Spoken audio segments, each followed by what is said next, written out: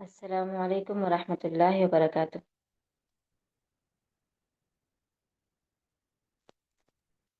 وعلیکم السلام ورحمۃ اللہ وبرکاتہ باجی۔ خیریت سے ہیں آپ سب؟ جی الحمد للہ۔ حیاکم اللہ۔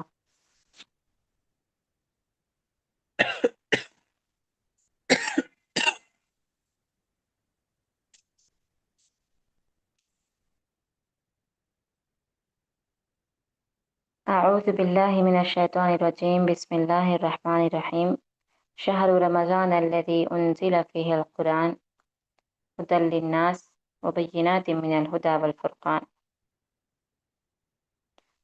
قال اللہ تعالی یا ایہا الذین آمنوا کتب علیکم الصیام۔ سب سے پہلے اللہ کا بے انتہا شکر و احسان ہے کہ اللہ تعالیٰ نے ہم تمام کو دین سیکھنے کے لیے یہاں پر جمع کیا ہے، اور آپ تمام کا میں استقبال کرتی ہوں کہ آپ سب اپنے مصروف وقت میں سے کچھ وقت جمع ہونے میں یہاں پر صرف کر رہے ہیں۔ اللہ تعالیٰ آپ کو اس کا بہترین اجر عطا فرمائے۔ اس کے بعد پھر اللہ کا بے انتہا شکر و احسان ہے کہ ہم نے کچھ ہی مدت میں بدعات الرجب اور ماہ شعبان کے بارے میں پڑھ چکے ہیں، جس کے بارے میں جو کچھ بھی اہم باتیں تھیں وہ آپ تمام کے سامنے رکھ دی گئی ہیں، اور انشاءاللہ ایک کے بعد ایک چینل پر بھی اسے اپلوڈ کیا جا رہا ہے، تاکہ جو غیر حاضر رہیں، تاکہ جو نہیں سن سکے، ہماری کلاس میں جوائن نہیں ہو سکے، وہ اپنی فرصت کے وقت میں اسے دیکھ لیں اور اپنے علم میں تازگی بخشیں۔ اب اس کے بعد جیسے کہ اس کورس میں بتایا گیا تھا کہ 3 مہینوں کے بارے میں ہم پڑھیں گے، 2 مہینوں کے بارے میں ہم پڑھ چکے ہیں، اب تیسرا مہینہ ہے رمضان المبارک۔ اس کے بارے میں کسی کو کوئی شک نہیں ہے کہ یہ کتنا بابرکت مہینہ ہے، لیکن اس بابرکت مہینے میں بھی لا علمی کی وجہ سے کچھ غلط فہمیاں ہو جاتی ہیں، اعمال کے ذریعے سے اور نیتوں کے ذریعے سے۔ تو انہی چیزوں کو جب ہم صحیح طریقے سے جانیں گے، جیسے نبی کریم صلی اللہ علیہ وسلم نے اپنے صحابہ کو سکھایا ہے، اپنی امت کو سکھایا ہے، وہ تمام چیزوں کو سمجھیں گے، تب جا کر ہم انشاءاللہ اس ماہ رمضان سے پوری طریقے سے مستفید ہو سکیں گے۔ اسی چیز کو مد نظر رکھتے ہوئے آپ کے سامنے ایک کتاب پیش کی جا رہی ہے، جس کا نام ہے رمضان المبارک کے فضائل و مسائل۔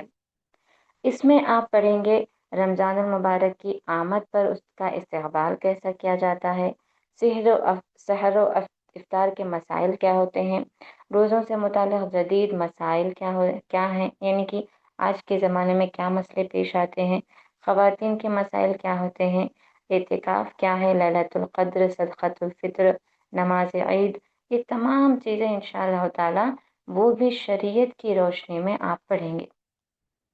شریعت یعنی قرآن و حدیث کی روشنی میں، صحیح احادیث کی روشنی میں، تاکہ ہم اپنے علم میں اضافہ کرتے ہوئے جو ہمارا علم جس میں کچھ خرابیاں ہیں اس کو دور کر سکیں۔ اس کتاب کو لکھنے والے مؤلف شیخ مقبول احمد سلفی حفظہ اللہ ہے، اللہ ان کی اس کوشش کو قبول فرمائے۔ بالکل آسان طریقے سے، جس طرح سے ایک عام مسلمان بھی اسے سمجھ سکتا ہے۔ اسے پڑھنے کے لیے کوئی حافظ ہونے کی ضرورت نہیں ہے، کوئی عالم دین ہونے کی ضرورت نہیں ہے، عام مسلمان بھی اسے پڑھ سکتا ہے اور اسے سمجھ کر اس پر عمل کر سکتا ہے۔ انشاءاللہ تعالی آج تو بس تھوڑی سی تمہیدی کلاس ہوگی، لیکن اس کے بعد کل سے ایک ایک سبق ہم روز پڑھیں گے، آپ میں سے ہی کوئی ریڈنگ کریں گے، اس کے بعد میں انشاءاللہ اس کو سمجھانے کی پوری کوشش کروں گی۔ کیونکہ جب ہم ریڈنگ کرتے ہیں تو ہماری توجہ اس میں مذکور ہوتی ہے، یعنی ہم تھوڑا سا اٹینشن دیتے ہیں اپنے آپ کو یا اپنی پڑھائی کو۔ اگر میں ہی صرف پڑھتے رہوں گی، میں ہی صرف آپ کو سمجھاتے رہوں گی، تو آپ کو ایسا لگے گا جیسے کہ بس باجی اپنا پڑھتے جا رہے ہیں۔ تو اسی لیے آپ لوگوں کو انشاءاللہ میں ابھی جیسے ہی کلاس ختم ہوگی اس PDF کو سینڈ کروں گی۔ ہر کوئی جس کو اردو آتی ہے وہ اپنے اس کتاب سے فائدہ اٹھائیے، جس کو اردو نہیں آتی، آج کل بہت ذرائع ہیں کوئی چیز مشکل نہیں ہے، تو آپ اس کے پکچرز کو ٹرانسلیٹ کرتے ہوئے پڑھ سکتے ہیں، چاہے انگلش میں پڑھے یا رومن میں پڑھے، ٹھیک ہے؟ تو اس طرح سے انشاءاللہ ہم روزانہ اس کلاسز کو کنٹینیو کریں گے، اور رمضان سے پہلے ہی رمضان کے متعلق تمام معلومات کو اپنے اندر رکھتے ہوئے پوری کوشش کریں گے کہ اس رمضان میں ہم بھرپور فائدہ اٹھا سکیں۔ اللہ تعالیٰ سے دعا ہے کہ اللہ تعالیٰ ہماری کوششوں کو قبول فرمائے۔ دیکھیے، یہ فہرست مضامین ہے جس میں ہر دن انشاءاللہ تعالیٰ ہم 1 یا 2 اسباق پڑھتے رہیں گے۔ تو آج کا جو سبق ہے وہ ہے رمضان کی آمد کی خوشخبری دینا، کیونکہ اکثر اس طرح ہوتا ہے کہ جیسے ہی رمضان شروع ہونے والا ہوتا ہے، ایک طرح سے سوشل میڈیا پہ دھوم مچ جاتی ہے۔ ہر کوئی بس یہ سوچتے ہیں کہ ہم پہل کریں، رمضان کی خوشخبری دیں، یہاں تک کہ اس خبر پر اس طرح سے لکھ دیا جاتا کہ یہ میسج لوگوں میں اس قدر شیئر کریں کہ جو سب سے پہلے اسے شیئر کرتا ہے اس پر جنت واجب ہو جاتی ہے، اور ایک بار درود پڑھ کر آگے شیئر ضرور کریں۔ تو یہ جو چیز ہے، اس چیز کو عربی عبارت میں لکھا گیا، یعنی من اخبر بخبر رمضان اولا حرام علیہ نار جہنم، یعنی جس نے سب سے پہلے رمضان کی خبر دی اس پر جہنم کی آگ حرام ہو گئی۔ اب جو یہ عربی عبارت ہے، یہ عربی عبارت کو لے کر عام مسلمان سمجھتے ہیں کہ یہ حدیث ہے، لیکن یہ حدیث نہیں ہے، یہ بس ایک قول ہے جو شاید کسی عربی دان نے اسے آگے پہنچا دیا ہے، جس کے بارے میں صاحب کتاب نے تحقیق کی اور فرمایا کہ ہو سکتا ہے وہ ایسا شخص ہو جو دین نہیں جانتا ہو، یا دین میں نئی نئی باتیں گھڑنے والا ہو، یا ملحد ہو جس کو دین کے بارے میں کوئی علم نہیں ہے۔ کیونکہ اگر ایسا ہوتا تو نبی کریم صلی اللہ علیہ وسلم اس چیز کی ہمیں بالکل پوری طریقے سے آگاہ کر دیتے، ہم تک یہ ضرور پہنچتا، لیکن ایسا کچھ بھی نہیں ہے۔ خوشخبری دینا، کسی کو آگے شیئر کرتے جانا، ایسا بالکل بھی صحیح نہیں ہے۔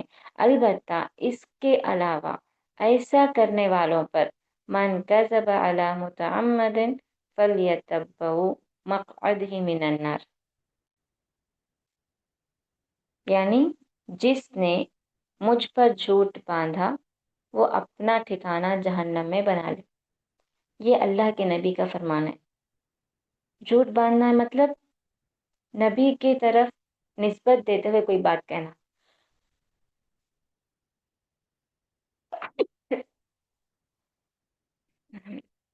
حالانکہ وہ چیز حدیث میں نہیں ہے، نبی کریم صلی اللہ علیہ وسلم کو اس کا آپ کا جو فرمان ہے اس پر نہیں ملتا، پھر بھی لوگ کیا کرتے ہیں، نسبت دیتے ہیں کہ یہ نبی کا فرمان ہے یا نبی نے فرمایا۔ ایسا کرنا نبی پر جھوٹ باندھنا ہوا۔ اس کے بارے میں نبی کریم صلی اللہ علیہ وسلم نے کیا فرمایا، اپنا ٹھکانہ جہنم میں بنا لے۔ تو لہٰذا غور کیجئے اس چیز پر کہ ایسا بالکل بھی نہیں ہے۔ کسی کو کچھ شیئر کرنا یا کسی کو 10 بار شیئر کرو، 10 لوگوں کو شیئر کرو، 20 لوگوں کو شیئر کرو، اس طرح کے جو میسج آتے ہیں، پہلے ان میسیجز کی آپ تحقیق کریں، کیونکہ کسی بھی اسلام کی رو میں، کسی بھی اسلام کے حکم میں آپ کو اس طرح سے نہیں بتایا جاتا کہ یہ تعداد میں اتنا اتنا چیز کرو۔ لہٰذا سوچئے سمجھیے، جب بھی کوئی میسج آتا ہے اس کو پہلے دیکھیے، پرکھیے، اس کے بعد دوسروں تک بھیجیے، کیونکہ کبھی کبھار ایسا ہوتا ہے کہ جب آپ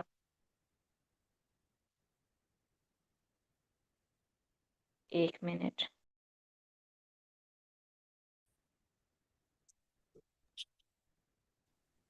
جی، بسم اللہ الرحمن الرحیم۔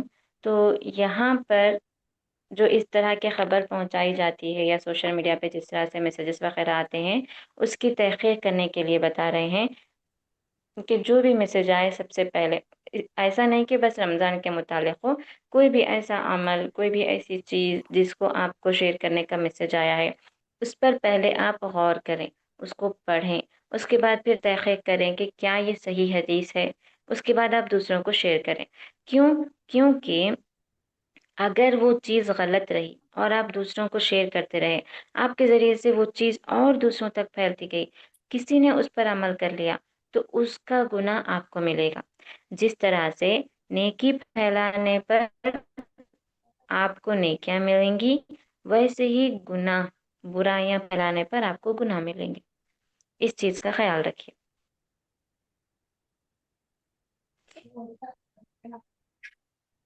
उसके बाद रमजान का इकबाल कैसे करें। रमजान का जो महीना है उसे उलमाए किराम मेहमान की तरह समझते हैं, मेहमान का लक़ब देते हैं। क्यों?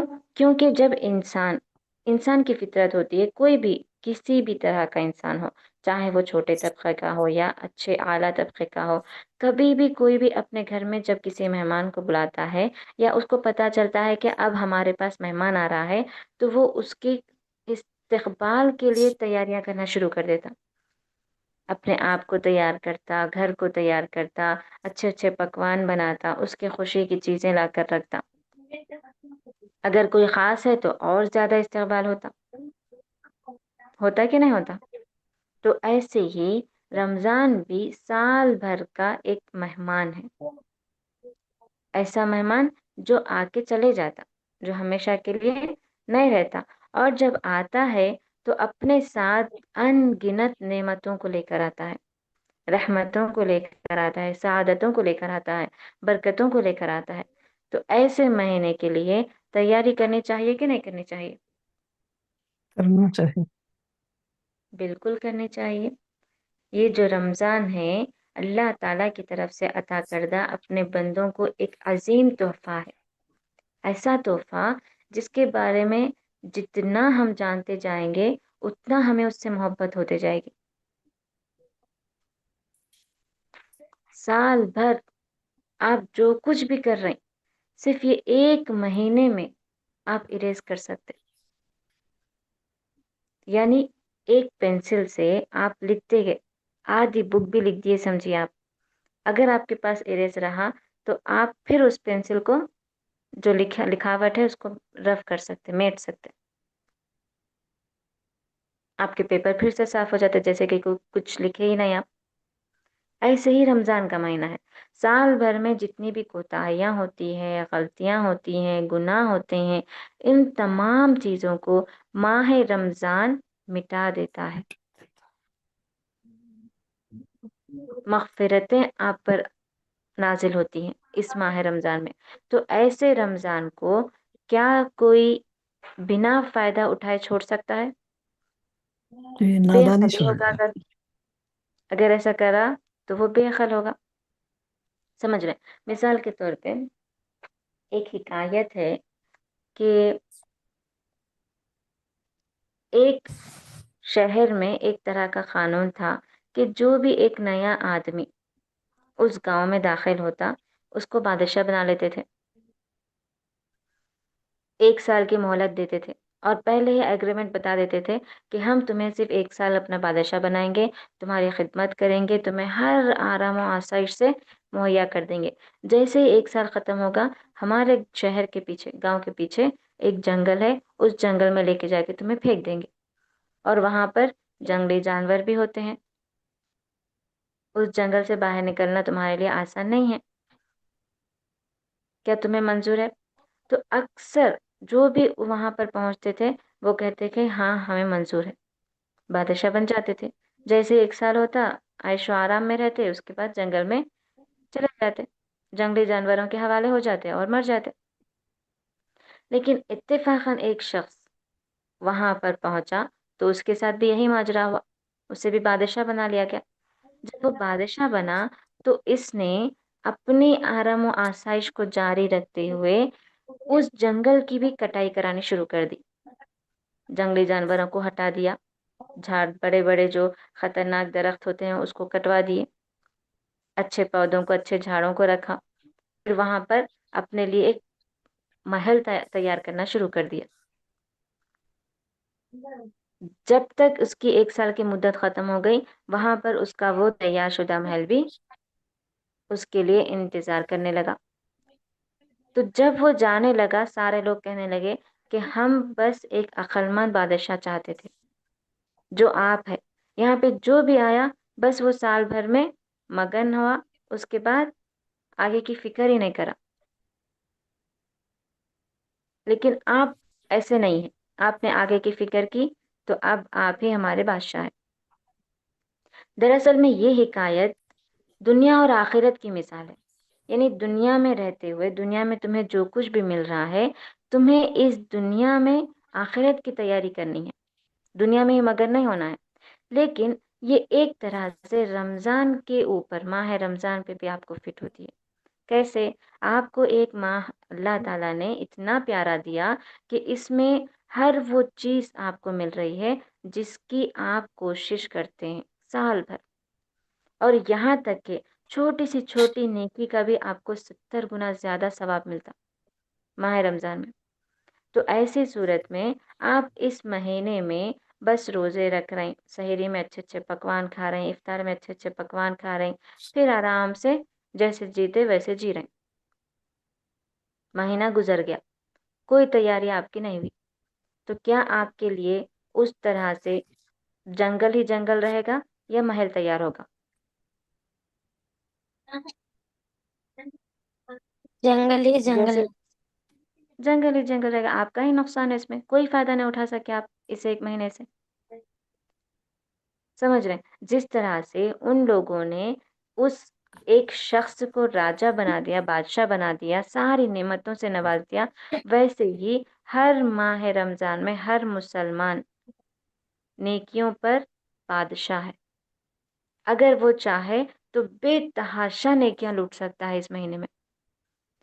چھوٹا سا چھوٹا ذکر، اللہ اکبر، سبحان اللہ، الحمدللہ، لا الہ الا اللہ، یہ چھوٹے چھوٹے کلمات بھی آپ پڑھیں گے تو اس پہ بھی آپ کو زیادہ سے زیادہ ثواب ملے گا، دگنا اجر ملے گا۔ یہ ہے ماہ رمضان کی فضیلت۔ ایک طرح سے جیسے اس کی عظمتیں ہیں، یہ ہمارے اوپر اپنے پروردگار کا کرم ہے۔ اللہ ہمیں کہہ رہا ہے کہ اے میرے بندوں، جو کچھ بھی تم غفلت میں تھے، اس مہینے میں اس غفلت کو چھوڑ دو، اس مہینے میں اپنی تیاری کرو، جو کچھ بھی تم پہلے کر چکے ہیں ان تمام چیزوں سے معافی مانگ لو، ہر چیز سے درگزر کر لو۔ ساتھ ساتھ دوسرا فائدہ رمضان کا یہ ہے کہ آنے والے جو دن ہوتے ہیں، آنے والے جو مہینے ہوتے ہیں، آنے والے جو سال ہوتے ہیں، اس کی تیاری کرو، اس کی پریکٹس کرو، اس کی کوشش کرو۔ یعنی رمضان آپ کو ٹریننگ بھی دے رہا ہے۔ پہلی چیز یہ ہے کہ جو گزر گیا ان تمام چیزوں کو آپ دھلا دے رہے ہیں، ساری چیزوں کو دھو لے رہے ہیں، آپ مٹا لے رہے ہیں اپنے نام اعمال سے۔ اور دوسری چیز کیا ہے؟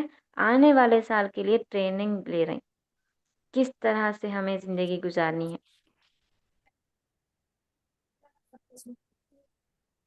صبح اٹھنا، فجر میں اٹھنا، نمازوں کی پابندی کرنا، اپنے آپ کو ذکر و اذکار سے تر رکھنا، قرآن کی تلاوت کرتے رہنا، یہ ساری چیزیں جو کچھ بھی آپ رمضان میں کر رہے ہیں، ایک بار آپ کو اس کی عادت لگ گئی تو پھر آپ آگے کے دنوں میں بھی اسی طرح کی روٹین کو جاری رکھ سکتے ہیں۔ لیکن اکثر ہوتا کیا ہے، رمضان کے مہینے میں ہمارا حال کچھ اور رہتا، جیسے ہی رمضان ہوا ہمارا حال کچھ اور رہتا۔ رمضان کے مہینے میں کوئی آپ آٹو میں سفر کر رہے ہیں، آٹو میں سانگس لگے ہوئے، یہاں تک کہ قوالی بھی لگی ہوئی ہے، تو آپ بند کرا دیتے، نہیں بھائی رمضان کا مہینہ چل رہا، روزے ہم لوگ بند کرو۔ جیسے ہی رمضان ختم ہوتا، عید کے دن ہی دھوم دھام سے بڑے اسپیکرز لگا کے سانگس لگا دیے جاتے عید کے دن۔ کیا اسی لیے ہمارا رمضان آ رہا ہمارے پاس؟ بالکل نہیں۔ پہلی چیز، جیسے ہی رمضان آ رہا ہے تو اس میں استقبال کرنا ہے آپ کو، یہ سوچ کر کہ یہ ہمارے گھر ایک مہمان آ رہا ہے۔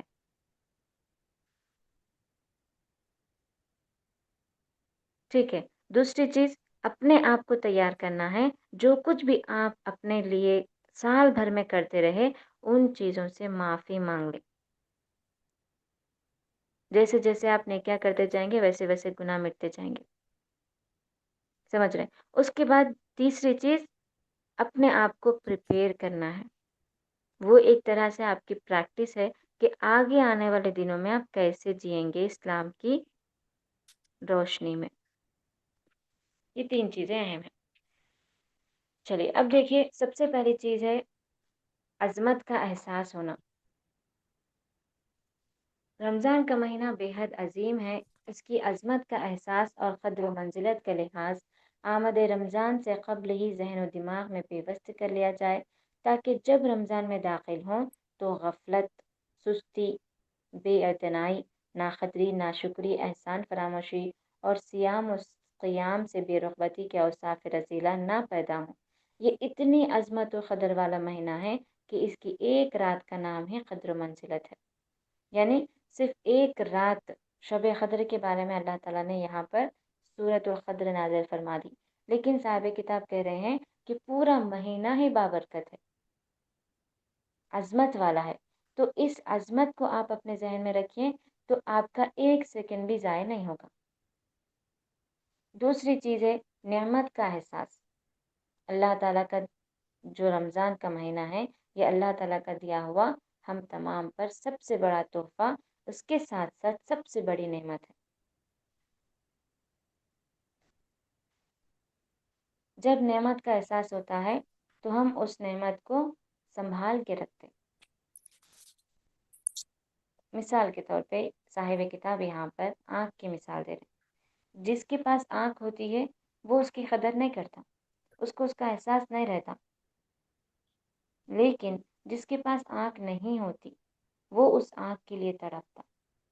नाबीना से पूछिए देखने का, कितना उसको ख्वाहिश रहती, कितनी उसको तड़प रहती, और जैसे ही उसको आँख मिल जाती वो उसको संभाल के रखता, आँखों की हिफाजत करता। समझ रहे? तो ये माह रमज़ान भी हमारे लिए वैसा ही एक नेमत है। साल भर में ये नेमत आपको नहीं मिलती जो रमज़ान में मिलती है, तो इसीलिए इस नेमत की कदर करना है। जैसे एक नाबीना को आँख मिलने पर वो किस तरह से उस आँख की कदर करता है, वैसे ही हम तमाम मुसलमानों को माह रमज़ान मिलने पर इस नेमत की कदर करना है। और कदर करना मतलब भरपूर पूरे तरीके से जितना हो सके उतना इस महीने में नेकियां करने की कोशिश करना, क्योंकि अल्लाह ताला का फरमान है, वइद तअज़्ज़न रब्बुकुम लइन शकरतुम लअज़ीदन्नकुम। और जब तुम्हारे परवरदिगार ने तुम्हें आगाह कर दिया कि अगर तुम शुक्रगुजारी करोगे तो बेशक मैं तुम्हें ज़्यादा दूंगा, वला इन कफरतुम इन्न अज़ाबी लशदीद, और अगर तुम नाशुक्री करोगे तो यकीनन मेरा अज़ाब बहुत सख्त है। और सूरह इब्राहिम में फरमाया, क्या आपने उनकी तरफ नज़र नहीं डाली जिन्होंने अल्लाह ताला की नेमत के बदले नाशुक्री की और अपनी कौम को हलाकत के घर में ला उतारा, यानी जहन्नम में, जिसमें ये सब जाएंगे जो बदतरीन ठिकाना है। नेमत में रमज़ान जैसा महीना नसीब होने की भी नेमत है, और सेहत व तंदुरुस्ती उस पे मुस्तज़ाद है।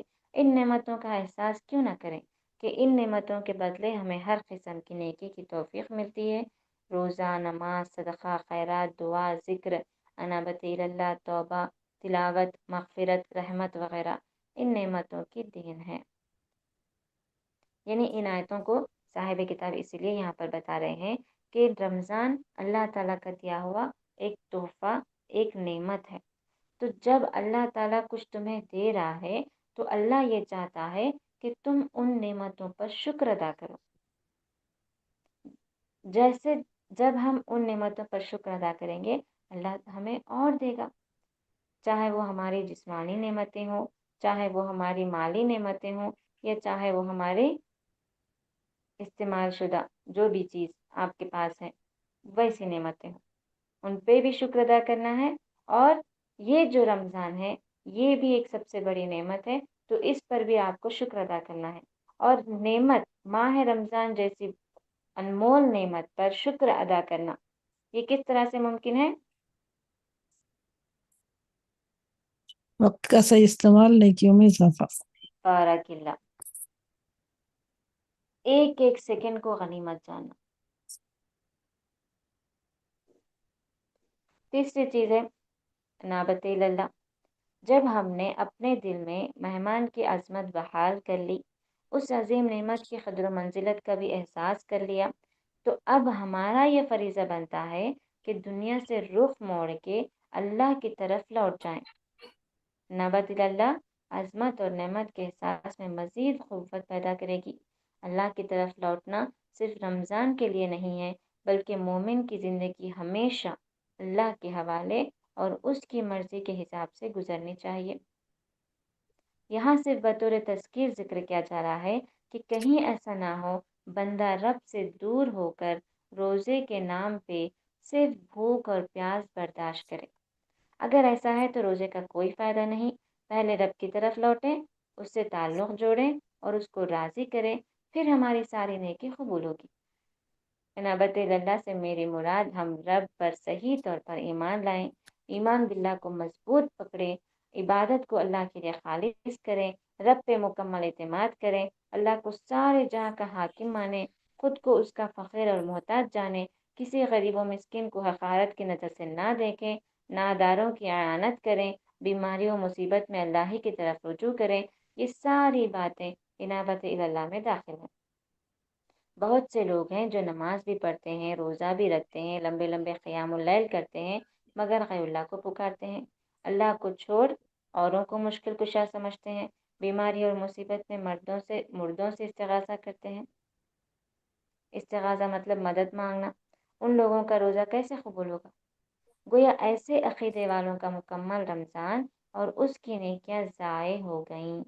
اللہ تعالیٰ کا فرمان لا ریب ہے، وَلَقَدْ أُوحِيَ إِلَيْكَ وَإِلَى الَّذِينَ مِنْ قَبْلِكَ لَئِنْ أَشْرَكْتَ لَيَحْبَطَنَّ عَمَلُكَ وَلَتَكُونَنَّ مِنَ الْخَاسِرِينَ۔ یقیناً تیری طرف بھی اور تجھ سے پہلے کے تمام نبیوں کی طرف بھی وحی کی گئی ہے کہ اگر تو نے شرک کیا تو بلا شبہ تیرا عمل ضائع ہو جائے گا اور بالیقین تو ضیاء کاروں میں سے ہو جائے گا۔ اللہ اکبر۔ نبت اللہ کا مطلب اللہ کی طرف رجوع کرنا۔ اللہ نے خود فرمایا انا للہ و انا الیہ راجعون، کہ بے شک ہم اللہ ہی کے لیے ہیں اور ہم اسی کی طرف لوٹ کر جانے والے ہیں۔ جب اس چیز کو ہم اقرار کر رہے ہیں، جب اس چیز پر ہم ایمان رکھ رہے ہیں، تو ہمارا عمل بھی اس چیز کے مطابق ہی ہونا چاہیے۔ سب سے پہلی چیز شرک۔ جیسے ہی نبی کریم صلی اللہ علیہ وسلم کو اللہ تعالیٰ نے نبی بنایا، سب سے پہلا حکم آپ کو یہی دیا گیا کہ آپ توحید کی طرف بلائیں۔ اور توحید میں جب لوگ اللہ تعالیٰ کا نسب نامہ پوچھ رہے تھے تو اللہ نے سورۃ الاخلاص نازل فرما دیا۔ پوری توحید اس ایک سورت میں آ گئی۔ قل هو اللہ احد، کہہ دیجئے کہ اللہ ایک ہے، اللہ الصمد، اللہ بے نیاز ہے، لم یلد ولم یولد ولم یکن لہ کفوا احد، نہ وہ کسی کا بیٹا ہے، نہ اس کا کوئی بیٹا ہے، نہ اس کا کوئی ساتھی ہے، نہ اس کی بیوی ہے۔ اتنا سب کچھ جب اللہ تعالیٰ نے اپنے بارے میں بتا دیا تو کوئی جواز ہی نہیں بنتا کہ ہم اللہ کے ساتھ کسی کو شریک ٹھہرائیں، کسی کو اتنا درجہ دیں کہ وہ ہماری مشکل کشائی کر سکتے ہیں، کسی کو اتنی اہمیت دے کہ وہ ہماری مصیبتوں کو ٹال سکتے ہیں۔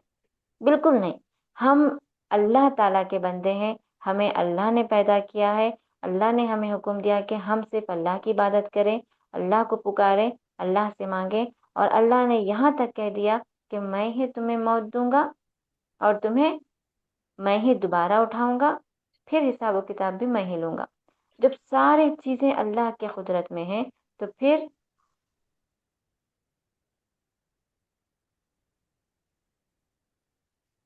خیر، جو عقل مند ہوتے ہیں وہ شرک بالکل نہیں کرتے ہیں۔ لہٰذا اگر ہمارے پاس چھوٹی چھوٹی اس طرح کی عادتیں ہیں کہ ہم غیر اللہ کو پکارتے ہیں، درگاہوں کو جاتے ہیں، مردوں سے استغاثہ طلب کرتے ہیں، تو ایسی صورت میں رمضان سے پہلے ان چیزوں سے توبہ کر لیں، کیونکہ جب تک آپ گناہوں کے اوپر جمے رہیں گے اور ساتھ میں نیکیاں بھی کرتے رہیں گے تو وہ نیکیاں آپ کے قابل قبول نہیں ہیں۔ خاص طور پہ یہ شرک کے معاملے میں۔ شرک ایسا گناہ ہے جس کے بارے میں اللہ نے کہہ دیا ان اللہ لا یغفر ان یشرک بہ ویغفر ما دون ذلک، اللہ تعالیٰ شرک کو ہرگز معاف نہیں کرے گا، اس کے علاوہ جسے چاہے وہ اللہ معاف کر سکتا ہے۔ جب آپ شرک کرتے رہے، پھر رمضان کا مہینہ آ گیا، رمضان میں خوب نیکیاں کرنے کی توفیق آپ کو مل رہی، لیکن آپ شرک پر جمے رہے تو کیا فائدہ؟ آپ شرک بھی کر رہے ہیں، روزے بھی رکھ رہے ہیں، آپ شرک بھی کر رہے ہیں، نمازیں بھی پڑھ رہے ہیں، آپ شرک بھی کر رہے ہیں، عمرہ بھی کر رہے ہیں، آپ شرک بھی کر رہے ہیں، حج بھی کر رہے ہیں، تو لہٰذا یہ چیز آپ کی کوئی قبول نہیں ہو رہی ہے۔ تو اپنے آپ کا جائزہ لیجئے، اگر یہ چیزیں آپ میں مل رہی ہیں تو ان چیزوں سے دور ہو جائیے، یہاں تک کہ تعویذ بھی کسی کے گلے میں اگر ہے تو اسے فوراً نکال پھینکیے۔ تعویذ کے بارے میں نبی کا فرمان ہے، من علق تمیمۃ فقد اشرک، جس نے تعویذ لٹکائی اس نے شرک کیا۔ کیوں؟ کیونکہ جب کوئی انسان تعویذ پہنتا ہے تو اس کی نیت یہ ہوتی ہے کہ اس تعویذ کی وجہ سے اس کو صحت مل رہی، اس کو شفا مل رہی، تو دیکھا جائے تو ایک طرح سے اللہ پر سے اس کا ایمان کمزور ہو گیا، اس کو یہ ایمان ہونے لگا کہ تعویذ اس کو صحت یابی دے رہی۔ یہ شرک ہوگا کہ نہیں ہوگا؟ بے شک شرک ہے۔ تو لہٰذا جو کچھ بھی آپ کے پاس شرک کے اجزاء ہیں اس سے دور ہو جائیے، پوری طریقے سے رمضان آنے سے پہلے ہی اپنے آپ کو اللہ کی طرف رجوع کر لیجئے۔ اس کے بعد چوتھی چیز ہے پیش قدمی، پہل کرنا۔ کن چیزوں میں پہل کرنا ہے؟ پہلی چیز منکر سے اجتناب، منکر یعنی کہ بری چیزیں، گناہ ہیں، جو کچھ بھی آپ سے گناہ ہوتے ہیں، چاہے وہ چھوٹے ہو بڑے ہو، چھوٹے چھوٹے گناہ جو ہم چھوٹے سمجھتے حالانکہ وہ بڑے ہوتے، جیسے کہ جھوٹ، چغلی، غیبت، موسیقی، بری فحش چیزیں دیکھنا، زنا کے قریب جانا، بے پردگی کرنا، یہ ہمیں لگتا ہے کہ یہ چھوٹی چیزیں ہیں، لیکن احادیث میں اس پر وعیدیں آئی ہیں، عذاب تک اللہ کے رسول نے بتائے ہوئے ہیں۔ تو ان چیزوں کا اپنے اندر اپنے آپ میں یہ جائزہ لیجئے کہ یہ چیزیں اگر آپ میں مل رہی ہیں تو ان گناہوں سے فوراً توبہ کیجیے رمضان سے پہلے۔ اس کے بعد معروف کی رغبت، معروف کا مطلب ہوتا ہے اچھائی، نیکی، نیکی کی رغبت کریے۔ اس کا فائدہ ہے آپ کو، کیا ہے کہ ابھی سے اگر آپ نیکی کی طرف رغبت کریں گے تو آپ کا ذہن رمضان کے لیے تیار ہونا شروع ہوتا۔ جیسے 1 مہینے کے بعد آپ کے فائنل ایگزامس ہیں، آپ ایک ساتھ پورا سلیبس کمپلیٹ نہیں کر سکتے، تو آپ کیا کر رہے ہیں، ابھی سے پورا اسکیڈول بنا لیتے کہ مجھے اتنے وقت میں اتنا یہ چیپٹر پڑھنا ہے، یہ سبجیکٹ پڑھنا ہے، یہ بک کمپلیٹ کرنا ہے، تب جا کے آپ فائنلز میں ٹاپ کر سکتے۔ تو ایسے ہی ابھی سے آپ کو اپنے اندر جو برائیاں ہیں وہ دور کرتے رہنا ہے، جو نیکیاں ہیں اس کو لانا ہے۔ تو یہ پیش قدمی، پہل کرنا۔ اسی لیے شعبان کے مہینے میں نبی کریم صلی اللہ علیہ وسلم زیادہ نیکیاں کرنے کی طرف رغبت دلائیں تاکہ ہم رمضان میں نیکیوں میں اضافہ کر سکیں، پوری طریقے سے نیکیوں کو لوٹ سکیں۔ ٹھیک ہے، تو یہ چوتھی چیز ہے۔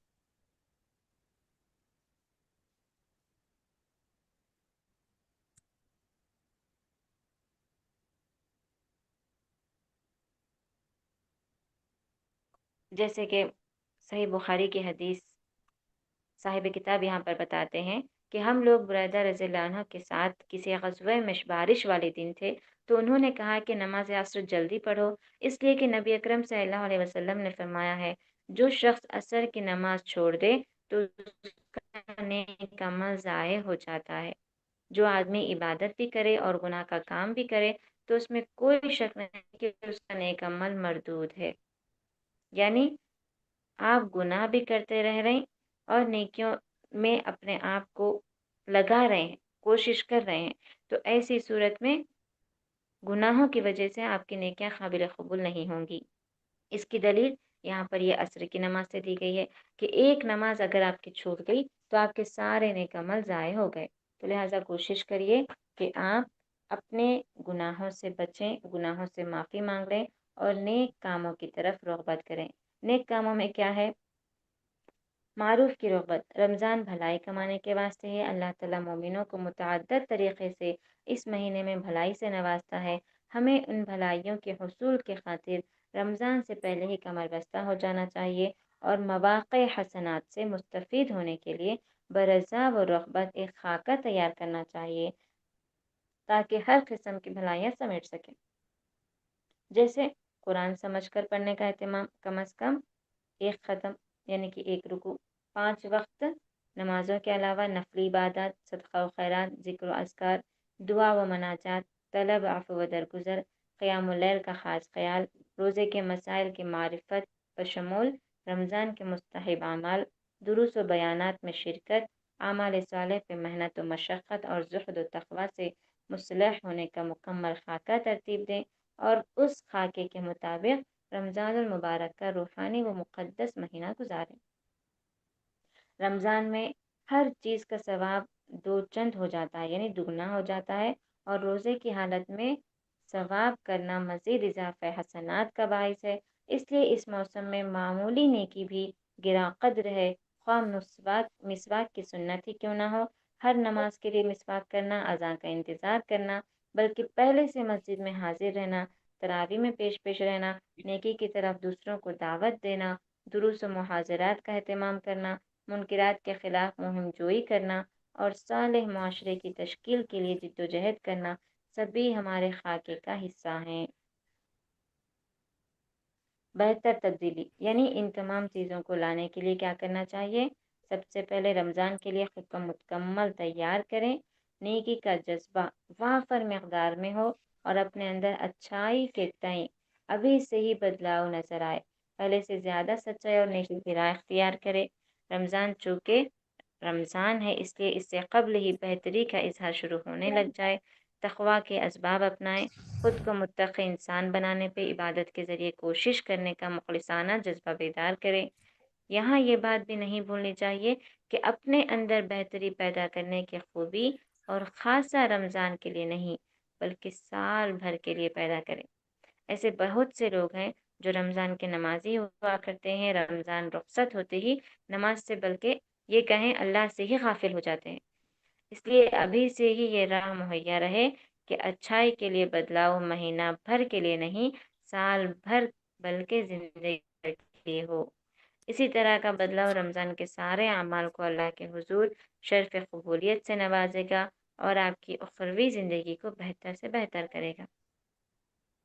آخری پیغام، رمضان کے استقبال کے لیے کوئی خاص دعا، خاص عبادت و روزہ یا کوئی خاص مخصوص متعین طریقہ شریعت میں وارد نہیں ہوا ہے۔ حدیث میں رمضان کے استقبال میں 1-2 دن پہلے کا روزہ رکھنا منع ہے، لہٰذا دین میں کسی طرح کی بدعت کے ارتکاب سے خود بھی بچیں اور دوسروں کو بھی بچائیں۔